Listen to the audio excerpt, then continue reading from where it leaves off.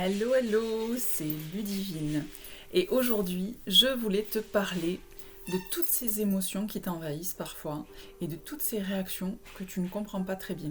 Tous ces mécanismes qui sont en place depuis des années et qui se reproduisent et que tu voudrais arrêter. Tu connais ces moments particuliers où tu te mets en colère, où tu vas être triste, frustré, tu vas t'énerver peut-être sur ta famille, tes enfants ou des personnes qui n'ont rien à voir avec vraiment la colère profonde qui est en toi. Parfois, tu vas ressentir ça et tu vas dire mais bon sang, cette colère, elle vient de loin ou elle n'est pas de moi ou je la comprends pas, je ne sais même pas pourquoi je me suis mis dans ces états.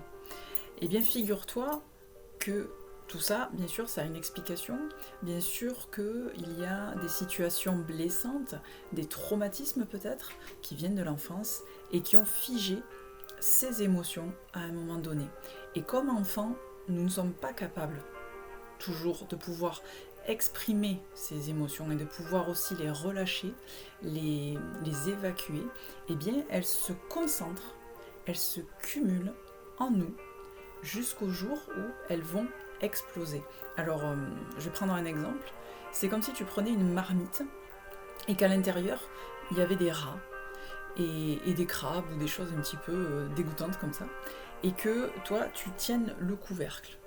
Et chaque fois qu'il y a un peu plus de rats, un peu plus de crabes, eh bien, tu tiens le couvercle et en fait, ils essayent de sortir.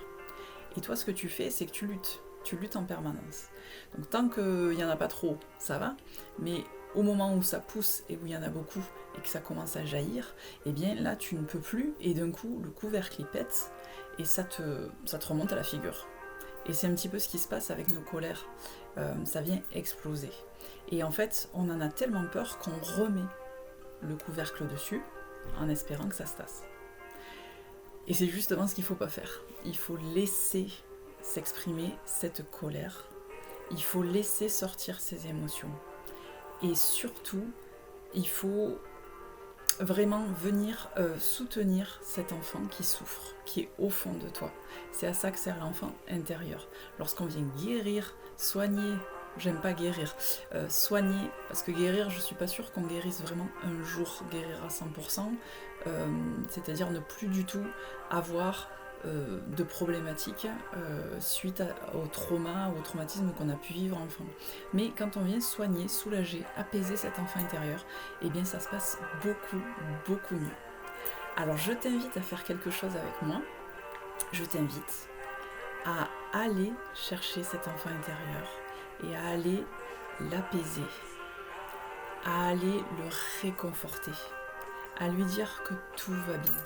Ça peut te paraître complètement idiot, mais si tu ne l'as jamais fait, dis-toi que ça coûte rien, ça prend 5 minutes et tu peux voir déjà s'il se passe quelque chose. Pour faire ça, il n'y a rien de plus facile. Tu t'installes, tu mets tes mains sur ton cœur et tu respires.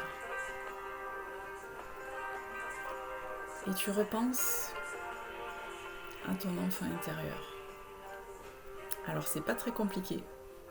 Ton enfant intérieur, il peut avoir 5 ans, 8 ans, 10 ans, 14 ans. Tu vas de suite le voir. Si tu penses à toi enfant, tu vas de suite le voir.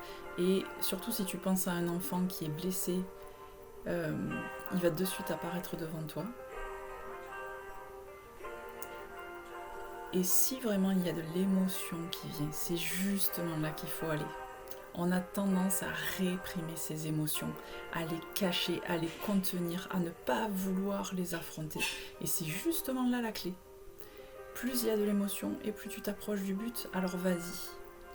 Et viens ressentir cet enfant, t'approcher de lui et imaginer que tu le prends dans tes bras.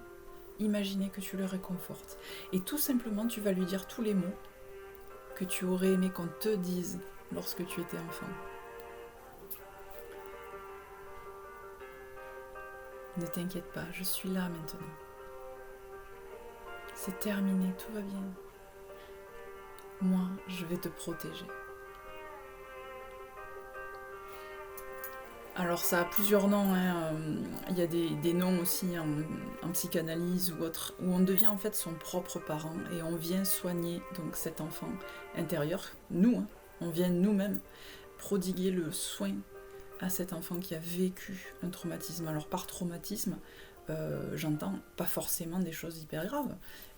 Il se peut qu'on ait petit eu l'impression que notre mère nous abandonnait et que à chaque fois par exemple qu'elle allait au travail parce qu'elle nous laissait seuls le matin et qu'on devait s'occuper soi-même de nous et on avait à peine 6 ans par exemple et on n'est pas abandonné, c'est juste qu'à ce moment-là on se sent abandonné et on peut avoir cette espèce de sensation d'abandon et grandir avec ça, pas savoir comment le gérer et arriver à l'âge adulte où on développe une espèce de dépendance affective et où chaque fois que l'autre notre compagne, notre compagnon fait quelque chose voilà, sans nous par exemple, je sais pas, va faire du sport, eh bien on se sente complètement abandonné. Et ça peut paraître complètement stupide. Notre cerveau sait pertinemment que c'est pas parce qu'il va faire du sport qu'il va m'abandonner, c'est pas parce qu'il va avec ses amis qu'il va m'abandonner, mais je me sens comme rejetée, comme abandonnée. Et en fait ça vient de là. Et donc c'est vrai que je le dis tout le temps, c'est tout simple, mais c'est pas facile. On va venir réconforter cet enfant intérieur, mais il faut le faire plusieurs fois. Il faut en avoir conscience, il faut avoir envie de le faire. Il faut aller vers cet enfant. Il faut lui donner de l'amour. Et plus je donne de l'amour à cet enfant intérieur, et plus je vais ressentir que ça se relâche pour moi. Et ma cocotte, il faut que j'enlève le couvercle, il faut que j'accepte de faire sortir toute cette noirceur qu'il y a dedans. Alors, vraiment, si je reprends l'image des rats qui sortent, c'est vraiment rebutant. Ces rats vont sortir, ça va m'effrayer, ça va m'étouffer peut-être. Je vais être étouffée par toutes ces émotions. Mais une fois qu'ils seront partis, j'aurai ma cocotte vide.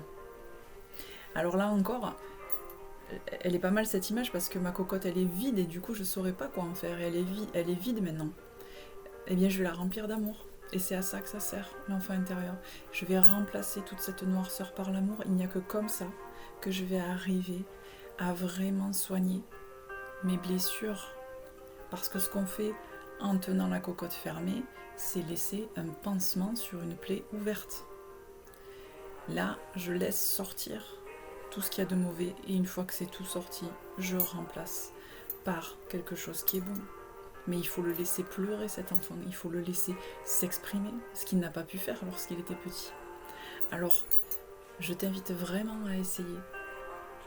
Tu peux t'aider avec des petites musiques comme je viens de mettre, te mettre dans une salle où tu te sens en sécurité surtout, et aller rencontrer cet enfant et lui donner ce que tu manques. Je sais que tu trouves que c'est pas juste, que c'est pas à toi de le faire.